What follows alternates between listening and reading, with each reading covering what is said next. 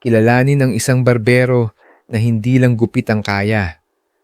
Mula sa pag-sketch ng obra, mural wall painting, paggawa ng mga handcrafted designs, therapy hanggang sa pagiging draftsman, ipinapakita niya ang husay at pagkamalikhain sa bawat aspeto ng buhay. Tuklasin ang kahangahangang kwento ng taong ito at ang talento sa likod ng gunting. Everyday Human Stories brings you closer to the lives, dreams, and moments of people from all walks of life. From heartwarming journeys to inspiring daily routines, we celebrate the beauty of human connection and the extraordinary in the ordinary. Join us as we share real stories that inspire and connect us all. Sabi mo asuman Mentay ka pang malabog.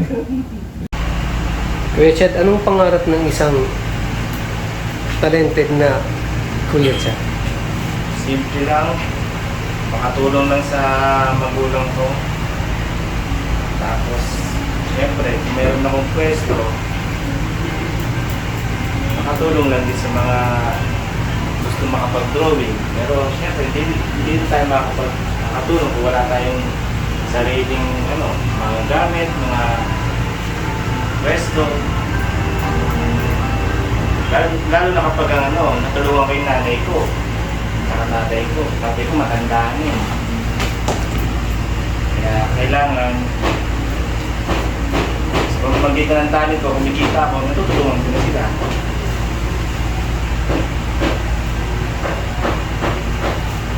Ano naman mga special talent ng isang Kuya Chad?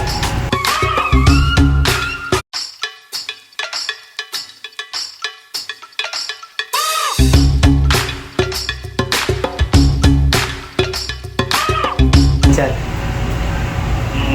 Nag-ano ako, charcoal portrait, color pastel, caricature, painting, wall painting, mural. Tapos nagtatato ako. Yan. Nag-handicraft ako. Yan, ganito. Nagawa rin ako ng ganyan. Tsaka ito, personalized mug. Nag-lettering ako. Yan. Yan. Tapos lahat ng lettering kaya ko. Kahit pa nga pang diploma. Siyempre, hindi natin magagawa yan kung kulang tayo sa mga gamit tsaka financial. Kaya dito lang ako muna, sa gupitan muna ako. Magpapakasakali na lumaki yung kita, magkaroon ng materyales, yun. Para makapagmula. Ano naman may papayo mo sa kabataan na sa dami ng walang trabaho ngayon? Paano sila mag-umpisa, kagaya ng pag-uumpisa mo? Magano lang sila, kung sila may mga talent, mag-sketch lang muna sila. Katulad ko, dati nag-umpisa lang ako sa sketch, tapos may nakasama akong magaling, hanggang sa nagkaroon ako ng kaunting gamit, hanggang sa tumagal ang panahon, yun, nahasa yung pag-drawing ko.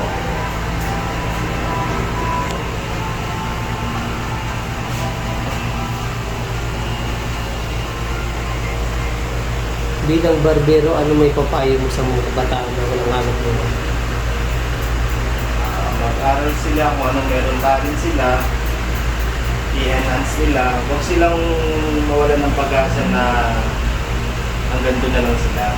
Kasi katulad ko, isa akong college graduate, 4 years draftsman, hindi ko naman nakalain na makakapasok tayo sa gupitang barbershop. Kasi dati, nasa bahay lang ako, nagka-company, ganyan. Wala sa isip ko na papasukin ko to. Eh, sa next year, ano naman kaya magiging trabaho mo pagka wala na yung pwesto to? Kasi nakikiamuhan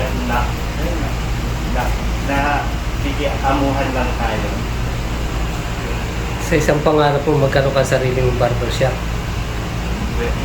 Doon ako magsisimula. Kung sakasakaling pala rin ako na magkaroon ng barbershop, doon ako magsisimula na makatulong sa kanila. Kung saan ako nanggaling, tuturo ko sa kanila para magkaroon sila ng experience na, uy, may pag-asa pa pala sila kahit ganyan. Tapos sa mga gusto matuto mag-gupit, mag-drawing, tuturuan ko sila. Siyempre, habang kumikita na ako, may sarili na ako, makakatulong na ako. Di bang taon mula ngayon, ano pa na kaya mararating ni Kuya Chad sa kanyang pagpupursige? Kung gusto kong marating sa 5 taon mula ngayon, gusto ko magkaroon na ako ng sariling pwesto, mga gamit. Marami na ako natuturuan mga bata, imbis na mapunta sa kung saan-saan. Marami na akong magagawa para sa kanila. Lahat ng talent ko, ituturo ko sa kanila. Kasi tatanda ko, hindi ko alam kung saan mapupunta ang talent ko. Kaya iiwan ko sa kanila, sa mga gustong matuto. Pati paggugupit, pati